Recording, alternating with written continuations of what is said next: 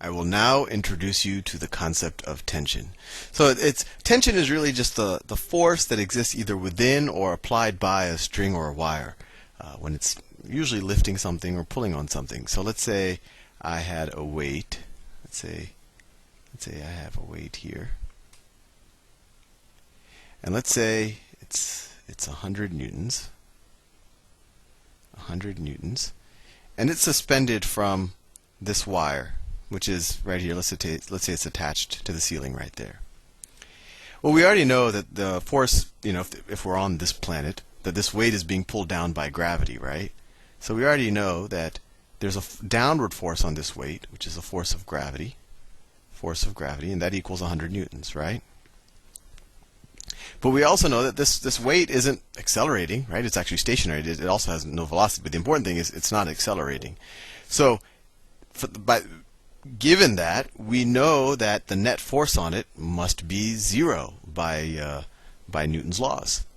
So what is the counteracting force? Well, you didn't have to know about tension to say, well, the string's pulling on it, right? The string is what's keeping the weight from falling. So the force that the string or this wire applies on this weight, you can view as the force of tension. And that is also, another way to think about it, is that's also the force that's within the wire.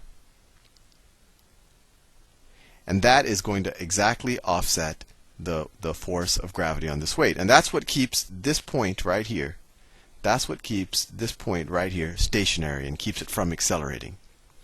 So that's pretty straightforward. Tension, it's just the force of a string. And just so you can conceptualize it, you know on a guitar, the more you pull on some of those higher what was it, the really thin strings that sound higher pitched, the more you pull on it, the higher the tension. It actually creates a higher pitched note. So you've dealt with tension a lot. I think actually when they sell wires or strings, they'll probably tell you the tension that wire or string can support, which is important if you're going to build a bridge or a swing or something. So tension is something that should be hopefully a little bit intuitive to you.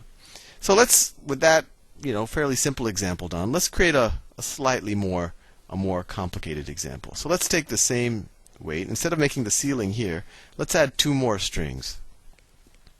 Let's add this green string. Let's make that green string there. And it's attached to the ceiling up here. That's the ceiling now. And let's see, this is the wall. And let's say there's another string right here attached to the wall. So my question to you is, what is the tension in these two strings? So let's call this T1, T1, and T2. Well, like the first problem, this point right here, this red point, is stationary, right? It's not accelerating in either the left-right directions, and it's not accelerating in the up-down directions. So we know that the net forces in both the x and y dimensions must be zero.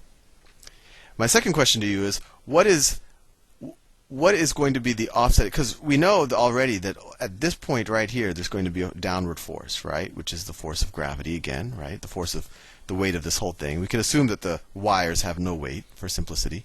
So we know that there's going to be a downward force here. This is the force of gravity, right? The whole weight of this entire object of weight plus wire is pulling down.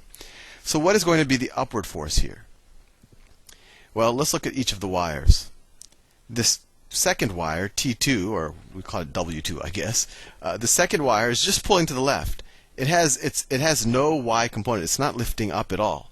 So it's just pulling to the left. So all of the upward lifting, all of that's going to occur from this first wire, from T1. So we know that the y component of T1. So if we say that if this vector here, let me do it in a good different color, because I know when I draw these diagrams it starts to get confusing. So let me actually use the line tool. So I have this. I don't know if you can see. Let me make a thicker line. So we have this vector here, which is T1, right? And we need to figure out what that is. And then we have the other vector, which is its y component, and I'll draw that like here. right? This is its y component.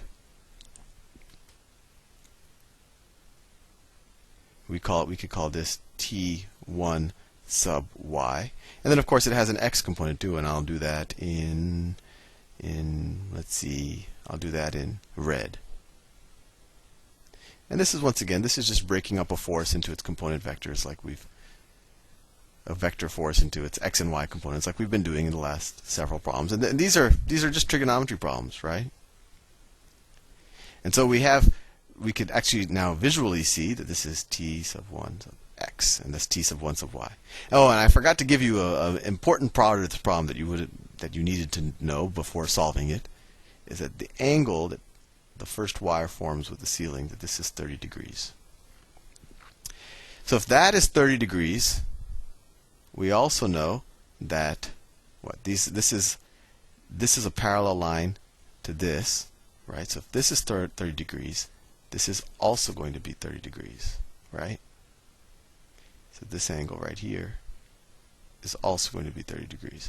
And that's from our, we know about parallel lines and alternate interior angles. We could have done it the other way. We could have said that, if this angle is 30 degrees, this angle is 60 degrees, this is a right angle, so this is also 30. But that's just review of geometry that you already know. But anyway, we know that this angle is 30 degrees. So what's its y component? Well, the y component, let's see, what involves the hypotenuse and the opposite side? Let me write SOHCAHTOA at the top, because this is really just trigonometry. SOHCAHTOA in blood red. So what involves the opposite and the hypotenuse? So, opposite over hypotenuse.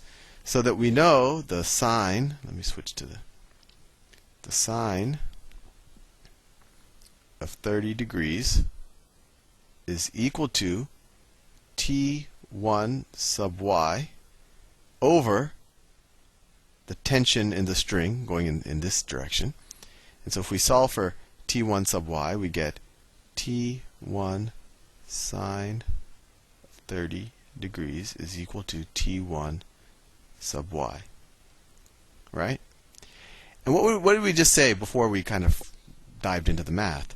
We said all of the lifting on this point, all of the lifting on that point is being done by the y component of t1, right? Because t2 is not doing any lifting up or down. It's only lifting, it's only pulling to the left, right? So the entire component that's keeping this object up, keeping it from falling, is the y component of this tension vector. So that has to equal the force of gravity pulling down. So this has to equal the force of gravity. That has to equal this, or this point. So that's 100 newtons. And I really want to hit this point home, because it might be a little confusing to you. We just said this point is stationary. It's not moving up or down. It's not accelerating up or down. And so we know that there is a downward force of 100 newtons, so there must be an upward force that's being provided by these two wires. This wire is providing no upward force. So all of the upward force must be the y component, or the upward component, of this force vector on the first wire. So given that, we can now solve for the tension in this first wire, because we have t1. What's sine of 30? Sine of 30 degrees, in case you haven't memorized it, sine of 30 degrees is 1/2. So t1 times 1/2 times 1/2 is equal to 100 newtons. Divide both sides by 1/2 and you get t1 is equal to 200 newtons. t1 is equal to 200 newtons. So now we got to figure out what the tension in this second wire is. And we also, there's another clue here. This point isn't moving left or right. It's stationary. So we know that whatever the tension in this wire must be, it must be being offset by a tension or some other force in the opposite direction. And that force in the opposite direction is the x component of the first wire's tension. So it's this, right? So T2 is equal to the x component of the first wire's tension. And what's the x component? Well, it's going to be the tension in the first wire, 200 newtons, times the cosine of 30 degrees, right? It's adjacent over hypotenuse. And that's square root of 3 over 2. So it's 200 times the square root of 3 over 2. which equals 100 square roots of 3. So the tension in this wire is 100 square roots of 3, which completely offsets, it's to the left, and the x component of this wire is 100 square roots of 3 newtons to the right. Hopefully I didn't confuse you. See you in the next video.